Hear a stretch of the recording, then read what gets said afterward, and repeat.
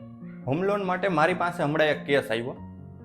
આ કેસ એવો હતો કે એ ભાઈએ છે ને દસ્તાવેજ પહેલાં કરાવી લીધેલો હતો અને પછી મારી પાસે ઓરિજિનલ દસ્તાવેજ અને પ્રોપર્ટીની ઓરિજિનલ ફાઇલ અને ફાઇનાન્શિયલ પેપર લઈ અને હોમ લોન કરાવવા માટે આવ્યા. હવે આ કિસ્સાની અંદર એવું થયું કે ઘણી બધી બેંકના હોમ લોન માટે છે ને ઓપ્શન જ બંધ થઈ ગયા.